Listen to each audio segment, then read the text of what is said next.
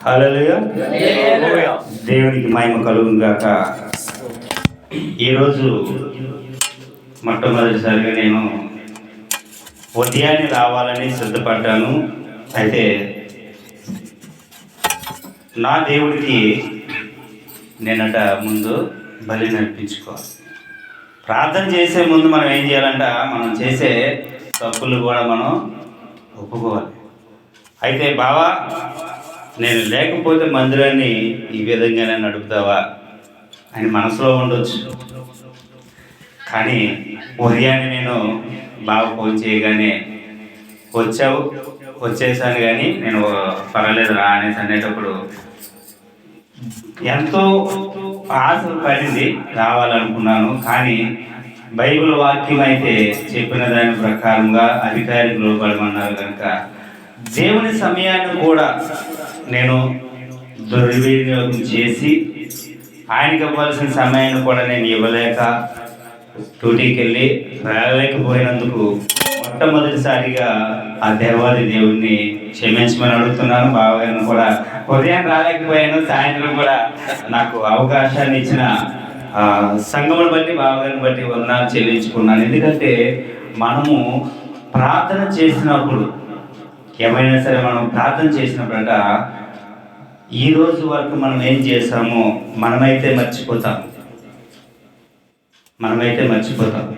గుర్తుండదు. ఎందుకంటే మనకి మనుషులు జ్ఞాపక శక్తి ఉంటుంది, కానీ దాన్ని దేవుడి దగ్గరికి మనం వచ్చినప్పుడు దాన్ని అటు మనం తెచ్చుకోము, జ్ఞాపకం చేసుకోము. ఎందుకంటే జ్ఞాపకం చేసుకోము, దాన్ని జ్ఞాపకం చేసుకోవడం వల్ల ఉపయోగం ఏముంది అని అనుకుంటాం. కానీ దేవుడు అంటాడు అదే అడుగుతాడు. కొంతమంది మనం చూసుకున్నట్లయితే దేవుడి దగ్గరికి రాకముందు ఏదైనా మందిరానికి మనం వెళ్ళేటప్పుడు నీకు ఇష్టమైనది ఏదైతే ఉందో దాన్ని విడిచిపెట్టేసిరా అనేసి అంటారు.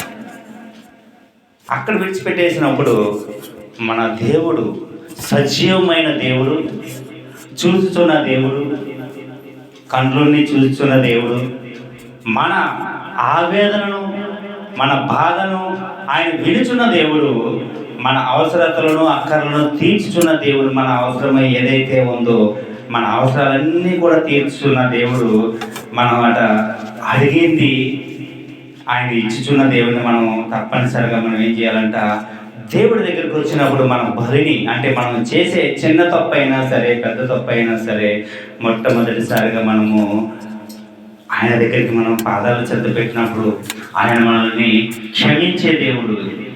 ఎందుకంటే ఆయన సజీవమైన దేవుడు, మనల్ని చూస్తున్న దేవుడు. ఎందుకంటే ఈరోజు నాతో దేవుడు మాట్లాడుతున్నాడు, మనందరితో కూడా దేవుడు మాట్లాడుతున్నాడు. ఎందుకంటే ఈ లోకంలోనూ నవమాసాలు మోస్తున్న మన తల్లి అయినా సరే, నవమాసాలు మోసిన మన తల్లి అయినా సరే ఏం చేస్తుందట, 9 మాసాలు మోసి ఆ పేగు కట్టె చేసిన తర్వాత పిల్లలను పెంచి పాలిచ్చి తన రక్త మాంసాలను కూడా కలపోసి బిడ్డలను పెంచిన తర్వాత కూడా శ్రమలు వచ్చినప్పుడు బాధలు వచ్చినప్పుడు కూడా వాళ్ళు ఏం చేస్తారంట, నా కుమారుడైనా సరే నా కుమార్తె అయినా సరే నేను చెప్పేంత వరకే నా మాట వినట్లేదు, ఇలాంటి వాడు ఉంటే ఎంత పోతే ఎంత అని కన్న తల్లిదండ్రులు అంటారు.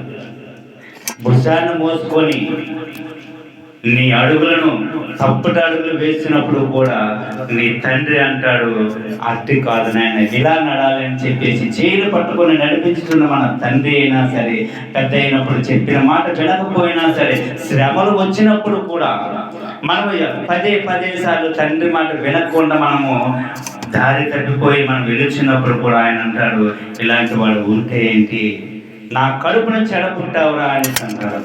కానీ నా తండ్రి నా దేవుడు మన కొరకు ప్రాణం పెట్టాడండి. ఆయన మన కొరకు ఏం చేశారంటే ప్రాణం పెట్టాడు అనుకుంటున్నాము చాలామంది. నా దేవుడు ఈరోజు అంతమందికి ఇవ్వలేని ధన్యతను మనకి ఇచ్చాడండి. హల్లెలూయా. ఎందుకంటే ఈరోజు అనేక మంది, నేను రోడ్డు మీద నుంచి నేను వస్తుండగా ఈరోజు రోడ్డు ఖాళీ లేదు, బైక్ మీద వచ్చాను, ఎందుకంటే ఆటోలో రాలేదు, కొంచెం చాలా దూరం కాబట్టి రోడ్డు కొంచెం బాగాలేదని చెప్పేసి నేను బైక్ మీద వచ్చాను. కానీ ఆ బైక్ మీద వచ్చేటప్పుడు కూడా చూస్తే ఇసుకేస్తారు అంత జనాభా ఉన్నారు హైవేలో. ఎందుకు అనేసి అంటే దేవుడి దగ్గరికి వెళ్ళట్లేదండి, మందిరాన్ని దగ్గరికి వెళ్ళట్లేదు, మంచి పనులకి వెళ్ళట్లేదు.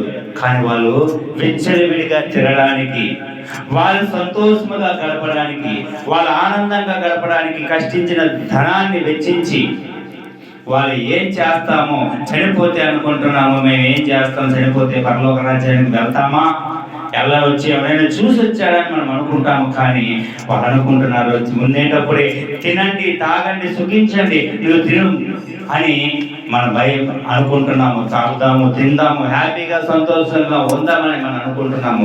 అదేవిధంగా వాళ్ళు జనాభా వెళ్తున్నారు, కానీ వాళ్ళందరికీ లేని ధన్యతనట మన చిన్న మందికి ఎనమండుగురు, అంటే నాతో 90 నాకంట ముందు నా దేవుడైన యేసుక్రీస్తు 10 మంది మందిరంలో ఉన్నందుకు ఎంత ధన్యతను ఇచ్చిన మన దేవుడికి ఎంతో మనమట గొప్పవారు. ఎందుకంటే ఆయన మనకి ఇచ్చిన ధన్యతను బట్టి మనము దేవాది దేవుడిని మనము ఆయనకి ప్రతి అవసరతలో మనం తీసుకున్న దేవుడిని మనం అంత జ్ఞాపకం చేసుకోవాలి. ఎందుకంటే ఆయన మనం అనుకుంటున్నాము ఈ లోకంలోనూ శ్రమ ఎందు మన దేవుడు ఉన్నాడు. పాపంలో మనము చేసేటప్పుడు ప్రభువా నేను పాపం చేస్తున్నాను అనుకుంటున్నావు, కానీ మందిరానికి వచ్చావు. మన పాత పరదేశపాల మందిరము, ఇక్కడి నుంచి మన మందిరములో నుంచి ఈ గ్రామం అందే. ప్రతిరోజు దేవుని వాక్యం వినుచున్నాం. ఆదివారం ఆరాధన అయితే బైబిల్ పట్టుకొని వస్తున్నాము, మొదటి ప్రార్థన చేస్తున్నాము, వాక్యం వింటున్నాము, పాటలు పాడుతున్నాము స్పష్టంగాను. పాస్టర్ గారు చెప్పక మునిపే వాక్యాన్ని తీసి మనం ఏం చేస్తున్నామట ఆయనకి రిఫరెన్స్ చెప్తున్నాం. కానీ మనం చూస్తున్నది, మనం చేస్తున్నది, ఏం చేస్తున్నాం అనేది మనము ఇక్కడ బైబిల్ ప్రకారంగా మనం ఉంటున్నాము. కానీ వేరే మనం మా పాస్టర్ గారు చూడలేదు, సంఘ విశ్వాసులు చూడలేదు, నా కన్న తల్లిదండ్రులు చూడలేదు, నా సహోదరులు చూడలేదు, నా ఊరు వారు చూడలేదు. వేరే ఊరు నేను వెళ్ళాను కదా, అక్కడ నేను చేసే దేవుడైనా చూసి వచ్చాడా, నా దేవుడైనా ఇక్కడ చూస్తాడా, నా ఊర్లో వాళ్ళు ఎవరు లేరు కదా, నేను ఇక్కడ ఏం తప్పు చేసినా సరే, నేను ఇక్కడ ఏ తప్పు చేసినా నన్ను అడిగేవాడు లేదు మనం అనుకుంటున్నామేమో. కానీ నాతో దేవుడు అంటున్నాడు, నీ దేవుడు భూమిలో అగాధ జన్మలో నువ్వు వెళ్ళిపోయినా సరే, నువ్వు అక్కడ ఏ పాపము చేసినా దేవుడు ఆ భూమికి, సముద్రానికి పునాదులు వేసిన దేవుడు, ఆ పునాదులలో దేవుడు ఉన్నాడు. ఎందుకంటే గాలిలో నువ్వు ఎగిరిపోతావేమో, నువ్వు ఒకవేళ ఆకాశంలో ఒకవేళ పాపం చేయాలని నీ ఆలోచన తలంపులు అక్కడ ఉన్నాయేమో, కానీ దేవుడు నిన్ను అక్కడ వరకు చూస్తున్నాడు. ఎందుకంటే దేవుడు మనము చేసిన ప్రతి పనిని కూడా చూచుచున్న దేవుడు ఈ దేవుడు, మన దేవుడు. ఎందుకంటే కండ్లుండి చూసేవాడు, కండ్లుండి చూసేవాడే కానీ కళ్ళుండి చూడకుండా ఉట్టి రాయిలాగా రప్పలాగా ఉండే దేవుడు కాదు. ఎందుకంటే ఈరోజు మన దేవుడు సజీవమైన దేవుడు. ఆ దేవుడి దగ్గర మనం చేసే ప్రతి పనిని కూడా మన తల్లిదండ్రులు విడిచిపెట్టేసిన, బంధువులు విడిచిపెట్టేసిన నా తండ్రి, ఎందుకంటే ఆయనట మనల్ని ఏ విధంగా మనల్ని హక్కుని చేర్చుకున్నాడంటే, 9 మాసాలు మోసిన తల్లిదండ్రులైన వారు, ఒక మాట మనం చూసుకున్నట్లయితే 9 మాసాలు మోసిన తల్లిదండ్రులైనా సరే కొడుకుని కానీ కుమార్తెని కానీ కష్టం వచ్చినప్పుడు, బాధ కలిగినప్పుడు చేదరించుకుంటారు. కానీ నా దేవుడు, మన దేవుడు చేదరించుకునే దేవుడు కాదు. మనం సంతోషంగా ఎక్కడికైనా బయటకు వెళ్ళేటప్పుడు మంచి కుక్క పిల్లను మనము కొనుక్కున్నాం, 1000 రూపాయలు, 2000, 10,000 ఎంతో మనం రేటుని బట్టి ఉంటుంది. కొనుక్కున్న దాన్ని తీసుకొని వచ్చినప్పుడు దానికి ఏం చేస్తామంట, దానికి ప్రతిదీ కూడా, దానికి అవసరమైనది కూడా మనం ఏం చేస్తామంటే దగ్గరుండి మనము చేస్తాం. దానికి టాయిలెట్కి వెళ్ళా సరే, బయటికి తీసుకెళ్ళాలన్న మనం జాగ్రత్తగా చూస్తాం. కానీ ధనం ఇచ్చి మనం కొనుక్కున్నామా, ఆ కుక్క పిల్ల మీదే మనకు అంత విశ్వాసం ఉంటే, మనం కన్న కొడుకే దాన్ని ఒకవేళ కొట్టినా, తిట్టినా, దూషించినా, మనం పెట్టే పేరుని డామియో ఏదో పేరు పెడతాం. ఆ పేరు పెట్టిన దాన్ని కాకుండా వేరే పేరు ఇచ్చి కుక్క బయటకు పో అనేసి మనం ఎవరైనా అంటే కోపంతో మనం అనుకుని భయపడిపోతాం. ఎందుకంటే మనకి ఎక్కడ లేని ఆవేశం వస్తుంది. ఎక్కడ లేని ఆవేశం వచ్చేసి దాన్ని కుక్క అంటావా, నేను ఎంతో డబ్బెట్టి కొనుక్కున్నాను, దానికి ఇంత మంచి ముద్దుగా పేరు పెట్టుకున్నాను, నా పక్కలో పడుకోబెట్టుకుంటున్నాను, నా మంచాన్ని నేను దానికి ఇచ్చేసి నేను నేల మీద పడుకుంటున్నాను అని మనం అనుకొని మనం ఏం చేస్తామంటే దాని మీద అంత విశ్వాసం ఉంచుతున్నాం. కానీ వెలకట్టలేని రక్తాన్ని ఇచ్చిన మన దేవుడు మనకి ఏ విధంగా మనల్ని చూస్తున్నాడు. ఎందుకంటే ఆయన రక్తాన్ని వెలకట్టలేము. ఆ రక్తాన్ని వెలకెట్టలేకుండా ఆయన రక్తంతో మనల్ని ఏం చేశాడంట, మనము చేసే పాపాలని కడిగేసి, ఎందుకంటే మనం చేసే పాపం మనం ప్రార్థన చేస్తున్నప్పుడు ప్రతి ఒక్కసారి మనం అనుకుంటాం, ప్రభువా నేను పాపిని మీరు అనకండి, నేను దుష్టురాలని మీరు అనకండి, నేను యోగ్యత లేని దానిని అని నేను అనకండి. ఎందుకంటే యోగ్యత లేని దానిని మందిరంలో నిలబెట్టి ఉన్నావు. నా ప్రియ కుమారుడా, నా ప్రియ కుమార్తె అని నేను సంబోధించినప్పుడు నీవు యోగ్యత ఎందుకు నీకు లేదు? నువ్వు దేవుని కుమారుడు కదా, నీవు దేవుని కుమార్తెవు కదా. దేవుని కుమార్తెకి యోగ్యత లేకుండా, ఎవరికి లేని యోగ్యత, ఎవరికి లేని ధన్యత, ఎవరికి లేని అధికారం, ఎవరికి లేని ఇంత గొప్ప భాగ్యమును దేవుడు మనకి ఇచ్చినప్పుడు, ప్రభువా నా యోగ్యత లేని నా ప్రార్థనను ఆలకించుము అనేసి అన్నప్పుడు మనం దేవుడు అంటున్నాడు, నేను నా కుమార్తెగాను నా కుమార్తెగాను నేను అనుకుంటే నీవు ఇంకను దాసిరాలుగాను ఇంకనూ ఈనుగా ఉండాలని నువ్వు అనుకుంటున్నావేమో, కానీ నేను ఆ విధంగా చూడాలని దేవుడు అనుకోవట్లేదు. ఎందుకంటే నిన్ను ఎప్పుడూ కూడా తన గుండెలో బతుకోవాలనుకుంటున్నాడు, తన భుజాలపై ఎత్తుకొని ఆడించాలనుకుంటున్నాడు. ఆయన తన కుమారుడుగాను కుమార్తెలుగాను చూసుకోవాలనుకుంటున్నాడు. ఎందుకంటే రాజకుమారుడు రాకుమారుడే అవుతాడు, రాజకుమార్తె అవుతాడు, కానీ దాసి కుమార్తె అవదు, దాసి కుమారుడు అవడు. అందుకే మనము ప్రార్థన చేసినప్పుడు కూడా యోగ్యత లేని దానిని అనే మాటను తీసివేయండి. ఎందుకంటే ఆయనకు యోగ్యత లేని వారిని రక్తములో కలిగి మనను, ఎందుకంటే నశించిపోయిన ఆత్మను వెతికి రక్షించడానికి వచ్చిన దేవుడు పాపములో ఉన్న మన కొరకు ఆయన రక్తము ఇచ్చి, ఆయన స్వకీయ రక్తాన్ని ఇచ్చి, ఎందుకంటే ఆయన ఎంత విధముగా అంటే ఎంత ధనమై ఇచ్చినా సరే, ఎంత ధనాన్ని ఇచ్చినా సరే మనము కొనలేము, దానికి వెల కట్టలేము. అలాంటి రక్తాన్ని ఇచ్చి మనల్ని కొనుక్కున్న దేవుడు నీకు గాని నాకు గాని క్రైస్తవుడు అనబడిన వారికి, ఈ జీవగ్రంథం పట్టుకొని నడుచుతున్న వారికి సొంతగా ఆలోచించే, నేను చెప్తున్నాను, సొంతగా నిర్ణయించుకునే, సొంతగా ఆలోచించుకునే నా ఇష్టం అనే అధికారం లేదండి. ఎందుకంటే ఆయన రక్తములో కొనబడిన వారము, ఆయన రక్తంలో కడగబడిన వారము, ఆయన మనల్ని కొనుక్కున్నాడు. ఆయన మనల్ని కుమార్తెలుగా చేసుకున్నందుకు మనమట సొంతగా మనం ఆలోచించే అధికారం మనకు లేదు. ఎందుకంటే మనము ఏమి చేయాలన్నా, ఏమి చెందాలన్నా దేవుడు ఆశీర్వాదం లేకుండా మనం ఏం చేయాలని మనం పరిగెత్తినా సరే, నువ్వు నేను ఇది చేస్తానని మనం అనుకున్నా సరే ఏమవుతుందంట, నువ్వు ఎక్కడికి వెళ్ళా సరే దేవుడు పిలక పట్టుకొని తీసుకొని వస్తాడు. ఎందుకంటే నువ్వు అక్కడికి వెళ్ళడానికి వీల్లేదు,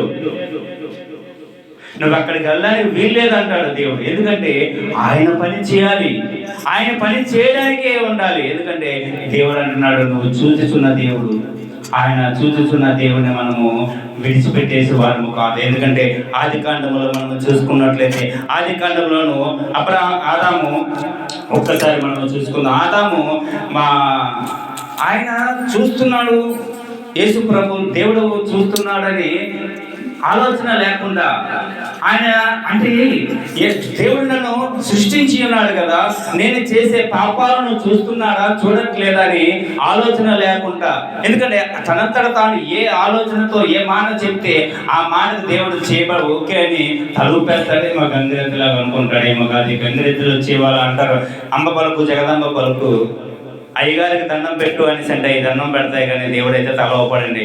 ఎందుకంటే దేవుడు తల ఊపే దేవుడు కాదు, తల తీసే దేవుడు. ఎందుకంటే తల ఎత్తించే దేవుడు. ఎందుకంటే మనం పాపము చేస్తే పాపం నుండి తలని తీసివేసే దేవుడు. ఎందుకంటే నీవు పాపుగా ఉండడానికి కాదు. ఇక్కడ మనం చూసుకున్నట్లయితే ఆది కాండములోను, ఎందుకంటే ఆదాము 3వ అధ్యాయము 12వ వచనంలో, అందుకు ఆదాముతో నుండుటకు నీవు నాకు ఇచ్చిన ఈ స్త్రీయే ఈ వృక్ష ఫలమును కొన్ని నాకు ఇయ్యగా నేను తింటిని. చూశారు కదండి, అక్కడ చిన్న మాట చెప్తున్నాడండి. ఎందుకు అనేసి అంటే, ఆదాము దేవుడు వచ్చి ఆదామా నువ్వు ఎక్కడ అవ్వా, నువ్వు ఎక్కడ అని పిలిచినప్పుడు ఆయన ఏమన్నాడంట, నువ్వు పిలిచేటప్పుడు నేను నా చెవులకి వినబడుతుంది, కానీ నేను నీ పిలిచేటప్పుడు నేను దిగంబరిగా ఉన్నాను కనుక నేను రాలేకపోయానంటే, నీవు తినొద్దన్న ఫలమును నీవు తిన్నావు కదా, తింటే కాబట్టి ఈ విధంగా నువ్వు ఉన్నావేమో, ఎందుకు నువ్వు తినొద్దని ఫలమును తిన్నావు అనేసి అంటే దేవుడితో అబద్ధం చెప్పేస్తే, పాస్టర్ గారితో నేను అబద్ధం చెప్పేయచ్చు. నేను ఈరోజు డ్యూటీకి వెళ్ళలేదండి, వద్దామనుకున్నాను కానీ నాకు కొంచెం హెల్త్ బాగోలేదు, రాలేకపోయానని నేను అబద్ధం చెప్పేవచ్చు. కానీ నా దేవుడు అయితే చూస్తున్న దేవుడు, ఆయన అంటున్నాడు నువ్వు ఏం చేస్తున్నావు ఆయనకు తెలుసు, ఏం చెందుతున్నావు ఆయనకు తెలుసు. మనము చెప్పే మాట్లాడే ప్రతి మాట కూడా దేవుడు అంట చూస్తున్న దేవుడు. మనం మాట్లాడుతున్నామా, ఏ విధంగా హృదయంతో మాట్లాడుతున్నామా, లేక మా నోటి ద్వారా మాట్లాడుతున్న దేవుడు అంటున్నాడు, వారు నన్ను ప్రార్థిస్తున్నారు కానీ వాళ్ళు హృదయముతో ప్రార్థన చేయట్లేదు, వారి నోటి ద్వారా ప్రార్థన చేస్తారు, నోటి నుండి వస్తున్నాయని దేవుడు అంటున్నాడు. ఎందుకంటే మనం హృదయముతో మాట్లాడుతున్నామా లేక మనసు నోటి ద్వారా మాట్లాడుతున్నామా చూసుకున్నట్లయితే ఆదాము అంటున్నాడు, నీవు నాకు ఇచ్చిన ఈ స్త్రీ నేను తినమన్నది కనుక నేను తిన్నాను ప్రభు, లేక నేను తిన్ను, నేను అమాయకుణ్ణి, నేను అమాయక జీవిని, నాకు అస్సలు ఏమీ తెలియదని అబద్ధం ఆడుతున్నాడు. కానీ దేవుడికి తెలుసు సమస్తము. ఎందుకంటే దేవుడు అంటున్నాడు మీరు తినండి, సంతోషముగా ఉండండి అని. మనము ఆయన ఆదాముని అవ్వను సృష్టించిన తర్వాత వారికి ఏమి కావాలనేది సృష్టించే వారిని భూమి మీదకి తీసుకొచ్చిన దేవుడు అబద్ధం ఆడరా? ఎందుకంటే ఆయన తన తల్లి గర్భం, నేను నా తల్లి గర్భములో నిరూపకముండిపై ఆయన నన్ను చూచి ఉన్నాడు, ఎరిగి ఉన్నాడు. ఎందుకంటే ఆయన ఎక్కడ ఉన్నాడట, నేను పుట్టినప్పుడు ఆయన ఎరగలేదండి, నా తల్లి గర్భములో నేను నిరూపకమునిపే, అంటే తల్లి గర్భములో నేను పడకమునిపే, ఏ దినము ఏ క్షణము తల్లి గర్భంలో పడతామో తల్లికి కూడా తెలియదు, కానీ మన తండ్రికి తెలుసు. మనం పుట్టినరోజు జరుపుకుంటున్నాం, నాది జూన్ 1 కేక్ కట్ చేస్తాం, అది జూన్ 1 కాదండి. నేను యాక్చువల్ అయితే నేను దీనికి వ్యతిరేకంగా చెప్తాను. ఎక్కడైనా సరే మన పుట్టినరోజు జరుపుకునేటప్పుడు ఆ పుట్టినరోజు తేదీ నీకు కానీ నాకు కానీ ప్రసవ వేసిన ఒక డాక్టర్లకు కానీ ఎవరికీ తెలియదు. ఎందుకంటే నీవు తల్లి గర్భములో ఏ సమయంలో నువ్వు పడ్డావో నీకే తెలియదు. దేవుడు నీ ఆలోచన అంటే ఈ భూమి మీదకి రావడానికి ఈ కుమారుడు కానీ ఈ కుమార్తె కానీ ఏ టైంలో రావాలని ఆయన ఆలోచన ఎప్పుడు పుట్టిందో అప్పుడే నీ పుట్టిన జన్మదినం. కానీ మనందరం అనుకుంటున్నాం భూమి మీదకి వచ్చినప్పుడే మనకి జన్మదినం అనుకుంటున్నాము, కానీ మన కొరకు సమస్తాన్ని వెచ్చించి ఆయన ఇక్కడ ఈ లోకములో ప్రవేశపెట్టిన తర్వాత నీవు ఏ విధంగా నడుచుకుంటావు, ఏ విధంగా తిరుగుతావో సమస్తం ఆయన ఎరిగి కూడా ఆయన ఏం చేశాడంటే మనల్ని ఈ భూమి మీద పుట్టించాడు. కానీ మన ఆదాము అన్నాడు, నేను తప్పు చేయలేదు, పాపము చేయలేదు, కానీ ఈమె నాకు ఫలమునిచ్చింది కనుక నేను ఈ ఫలాన్ని తిన్నాను అని ఆయన ఆదాము అబద్ధం ఆడుతున్నారు. కానీ ఆదాము అబద్ధమాడినా సరే దేవుడికి తెలుసు. ఎందుకంటే ఆదాము అబద్ధం ఆడుతున్నాడు. అబ్బ తీసుకొని వచ్చిన తర్వాత కూడా సంఘంలో మీరు ప్రార్థన చేయండి అని మీరందరికీ సేవకులు మన సంఘ కాపరి చెప్పినప్పుడు ప్రార్థన చేస్తారు, కానీ పాటలు పాడుకుంటూ రోడ్డు మీద గెంతలాడడం కదా. సంఘంలో ఏ విధంగా ఉండాలని మనకి చెప్పినప్పుడు అదే పని చేస్తాం, కానీ లోకములోనికి వెళ్ళాము అనేసి అంటే లోకాసులతో మనకు ఉంటేనే మనం లోకంలోనికి వెళ్తాం. కానీ దాదాపు అంటున్నాడు పాపములో నేను ఉన్నానేమో, ఒకవేళ నన్ను దేవుడు క్షమిస్తాడేమో, అవ్వనే తిడతాడేమో అనుకుంటున్నాడు. కానీ అవ్వని నువ్వు గద్దించలేకపోయావు, అవ్వని నువ్వు దండించలేకపోయావు. ప్రభువా ఈమె తెలియక చేసిన పాపము. ఒక మాట మనం చూసుకున్నట్లయితే ఇప్పుడు పాపం చేసింది ఆదాము అవ్వ కాదండి, ఆదామే. ఎందుకంటే అవ్వ చేసింది పాపం తెలియక చేసింది. కానీ దాన్ని సరిగ్గా అర్థం చేసుకున్నట్లయితే, ఆదాము అర్థం చేసుకున్నట్లయితే, తండ్రి ఈమె తెలియక చేసింది, అల్ప విశ్వాసముతో చేసింది. పాము సర్పము వచ్చి బోధించింది, తప్పుడు మార్గంలో నడిపించింది. ఎందుకంటే తప్పుడు మార్గంలో నడిపించింది కనుక ప్రభువా మమ్మల్ని క్షమించుము అని ప్రాధేయపడినట్లయితే క్షమిస్తాడేమో. అలా క్షమించినట్లయితే నీవు నేను, ఆదాము ఆ రోజు అడిగినట్లయితే నీవు నేను ఇక్కడ ఈ భూలోకానికి వచ్చి ఉండాలని, దేవుణ్ణి మనము ఆరాధించలేకపోదును.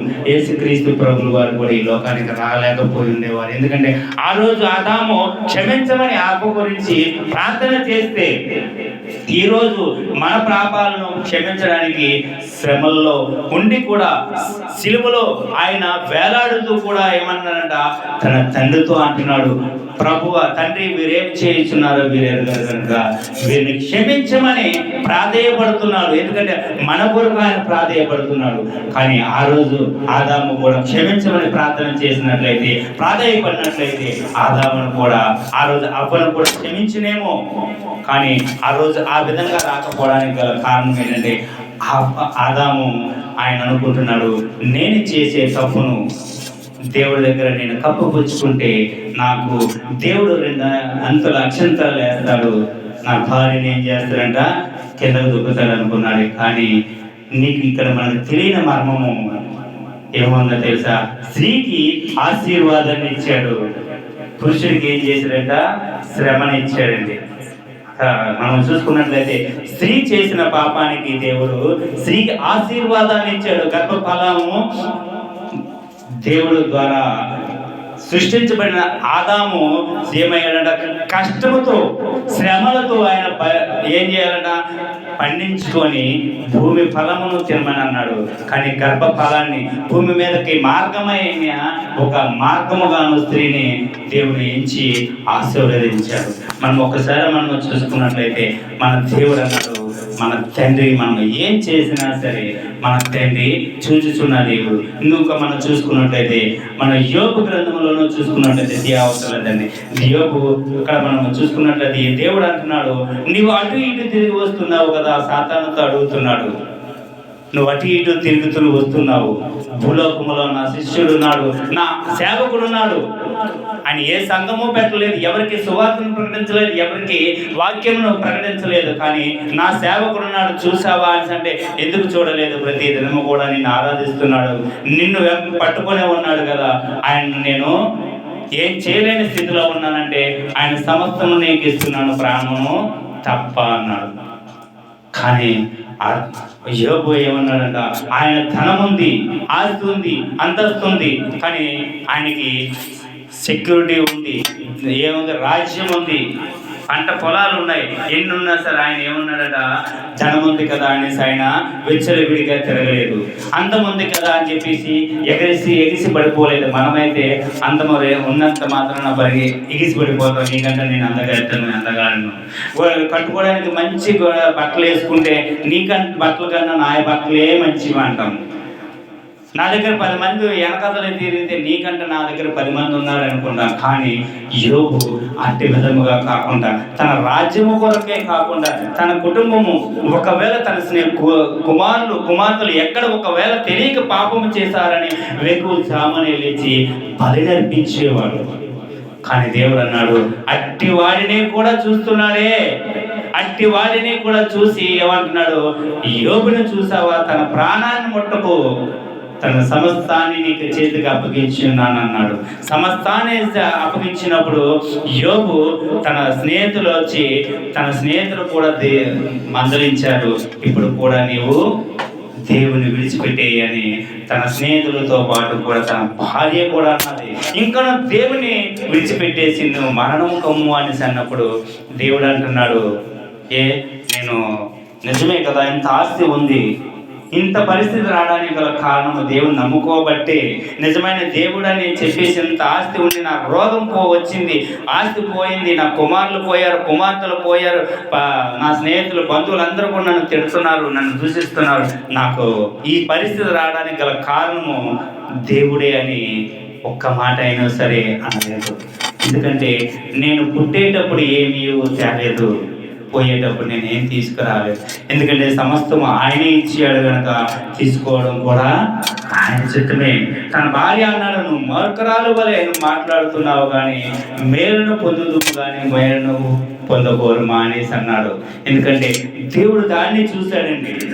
దేన్ని చూశాడంటే తను ప్రార్థన చేస్తున్న దాన్ని చూడలేదు, తన కుమార్తెల గురించి ప్రార్థన చేస్తున్న దాన్ని యోబు చూడలేదు. కానీ ఇంటి విశ్వాసముతో దేవుని యందు ఉన్నాడో ఆయన చూసి ఇదిగో నా సేవకుడు, అంత గొప్ప సేవకుడు. అంటే ధనము గురించి ఆయన నన్ను ప్రార్థన చేయలేదు, అంతముందని ప్రార్థన చేయలేదు, తనకు కుమారులు ఉన్నారని ప్రార్థన చేయలేదు, కుమార్తెలు ఉన్నారని ప్రార్థన చేయలేదు, రాజ్యం ఉందని ప్రార్థన చేయలేదు, పనివారు ఉన్నారని ప్రార్థన చేయలేదు. లోకములన్నిటికంట ఎక్కువగా చేశానని నాకు విశ్వాసముగా ఉండలేదు. కానీ ఆయన శ్రమలో కూడా నన్ను విశ్వాసముతో ఉన్నాడు. ఎందుకంటాడు దేవుడు అంటున్నాడు, శ్రమలో ఉన్నప్పుడు నీవు బలవంతుడిగా ఉండాలి. ఎక్కడ బలవంతుడిగా ఉండాలంటే జిమ్కి వెళ్ళి మనం బలం తెచ్చుకోవసరం లేదు, బాడీ బిల్డింగ్కి వెళ్ళి మనము ఈ కుస్తీ పోటీల దగ్గరికి వెళ్ళి మనం బలం తెచ్చుకోవసరం లేదు. కానీ మనము శ్రమల్లో ఉన్నప్పుడు కన్నీరు కాచి ప్రార్థన చేసి ప్రార్థన జీవితంలో మనమట దేవునికి దగ్గరగా ఉండాలి. ఎందుకంటే మనము చూసుకున్నట్లయితే మనము ఎక్కువగా బైబిల్ విడిచిపెట్టేసి దీన్నే పట్టుకుంటాం, ఫోన్నే పట్టుకుంటున్నాం. దాని ఎక్కువ 100% వదిలేయాలి. ఎందుకంటే నేను మందిరంకి వచ్చినప్పుడు ఎవరైనా సరే నేను ఒక వీలైతే సైలెంట్లో పెడతాను, లేదంటే ఫ్లైట్ మోడ్లో పెట్టేస్తాను. ఎందుకంటే దానివల్ల నాకు నా కుటుంబంలో కానీ స్నేహితులు కానీ బంధువులు కానీ విశ్వాసులు కానీ సేవకులైనా సరే నా ఫోన్ అవ్వలేదు అని అంటే మందిరంలో ఉన్నాను లేదా ప్రార్థన చేసుకుంటున్నాను తప్ప వారికి తెలుసు తర్వాత చేస్తారేమో, తర్వాత చేయదు. అంటే దేవుడి కన్నా మనకు ఎక్కువైనది ఏమీ లేదండి. దేవుని కన్నా మనకి ఎక్కువ ఏదీ లేదు. ఎందుకంటే అట్టి విశ్వాసముతో యోబు ఉన్నాడు కనుక దేవుడు రెండంతల ఆశీర్వాదాన్ని ఇచ్చాడు, రెండంతల ఆశీర్వాదాన్ని ఇచ్చాడు కనుక దేవుడు ఆయన చేసే ప్రతి క్రియలను చూస్తున్నాడు. అందుకే మన దేవుడు చూస్తున్న దేవుడు. ఎందుకంటే చూచుచున్న దేవుడిని మనము కళ్ళకు గంతలు కట్టేసి మనము చూద్దామనుకో, మనము దేవుడు కళ్ళ గంతలు కట్టేసినంత మాత్రాన దేవుడు చూడట్లేదని మనం అనుకోవసరం లేదు. కానీ నువ్వు ఎక్కడికి వెళ్ళిపోయినా సరే, నువ్వు అగాధ జలములోకి వెళ్ళిపోయినా సరే దేవుడు నువ్వు చేసే ప్రతి క్రియలను చూచుచున్న దేవుడు. ఎందుకంటే మనం అట్టి విధముగా ఉండాలని, మనం దేవుడి దగ్గర ఏ విధంగా ఉండాలంట విశ్వాస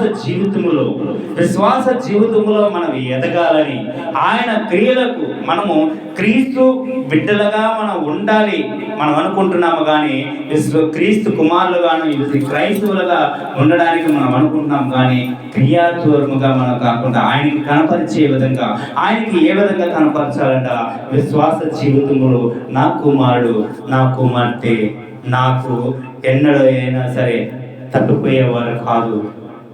ఎందుకంటే యోబు ఎన్ని శ్రమలు వచ్చినా సరే, యోబుకి ఎన్ని శ్రమలు వచ్చినా సరే ప్రార్థన విడిచిపెట్టలేదు. తన భార్య విడిచిపెట్టేయమన్నా సరే, తన కుటుంబాన్ని విడిచిపెట్టేయమన్నా సరే విడిచిపెట్టలేదు. చిన్నగా ఒక మాట నేను చెప్పేసి ముగిస్తాను, టైం అయిపోయింది. ఇదే ఫోను ఒక 6 సంవత్సరాల క్రితం నాకు పాట ఎవరైనా ఫోన్ చేస్తే అనిల్ కుమార్ గారు రాసే పాటలు అంటే నాకు బాగా ఇష్టము. మొన్నే నేను ఆ పాట రిలీజ్ చేశాను, మొన్న ఆ రోజు రాలేదు. అంటే అదే ట్యూన్లోను సువార్త పాట పాడి బాగా వినిపించాను, అది రిలీజ్ చేశాను. అయితే దానివల్ల నాకు ధనం రావాలని కాదు, కానీ నేను ఎంతవరకు ఎన్ని పెట్టినా లక్షల్లో చూస్తున్నారు. నేను పెట్టే పాటలు మాత్రం 4-5 చూస్తున్నారు. దేవుడికి దీవించింది కాక నలుగురినైనా దీవిస్తాను. కానీ ఆ పాట నేను అనిల్ కుమార్ గారి పాట రింగ్టోన్గా నేను పెట్టుకుంటే ఎవరైనా ఫోన్ చేస్తే సువార్త వినబడాలని. కానీ దానికి నా సొంత రక్త సంబంధం నా అన్నదమ్ముడు హైదరాబాద్లో కోటీశ్వరుడు, నేను కూటికి పేదవాడిని. కానీ నా దేవుడు గొప్పవాడు. నా తండ్రి ఆయన ఏమన్నాడంటే మా అన్నయ్య, అరే ఫోన్ చేస్తే ఏదో వస్తుందిరా అన్నాడు. ఏదో రావడం కాదన్నయ్య, యేసు ప్రభు పాట వస్తుందన్న. నేను చేస్తే అది వినపడకూడదురా అన్నాడు. వినపడకూడదంటే నువ్వు చేయడం మానేరా అన్నాడు. ఏమో తప్పేం కాదు కదా. నేను నీకు ఫోన్ చేస్తే నువ్వు 1,50,00,000 ఎట్టి శివాలయం కట్టావు హైదరాబాద్లో, నేను వద్దన్నానా? 100 నువ్వు కట్టుకున్నావు. నేను నీకు ఫోన్ చేస్తే శివుడి పాట వస్తుంది, నేను వద్దన్నాను తీసిరని. నేను అనలేదు కదా. నీ బాధ నీది, నా బాధ నాది. నాకు దొరదేస్తే నేను గోక్కుంటాను, నీకు దొరదైతే నువ్వు గోక్కో. నా దేవుడిని నేను పెట్టుకున్నాను. అయితే నేను చేస్తే అది వినపడకూడదు నా చెవుల కంటే, నేను చేయడం మాని అన్నాను. అయితే ఈరోజుతో నేను నీకు సెల్లు అన్నాడు. 6 సంవత్సరాలు నాకు చేయడం మానేశాడు. నాకేం నష్టం వచ్చిందా? దేవుడు పాట అంటే దానివల్ల మనకి కుటుంబాన్నే వడిచిపెట్టేశాను. నా తల్లి చనిపోయింది, రాత్రి 12 గంటలకు ఫోన్ చేశాను. ఫుల్ మత్తులో ఉన్నాడు, ఏడుతాడు. ఎందుకంటే నా తల్లి చనిపోయిన కబురు అయినా సరే ఆడికి తెలియచేయాలి కదా. అప్పుడే నేను చేశాను. ఎందుకంటే మనమంట నా దేవుడి కన్నా ఆయన మన కొరకు రక్తాన్ని పెట్టాడు, కల్వరి సిలువలో మరణించాడు.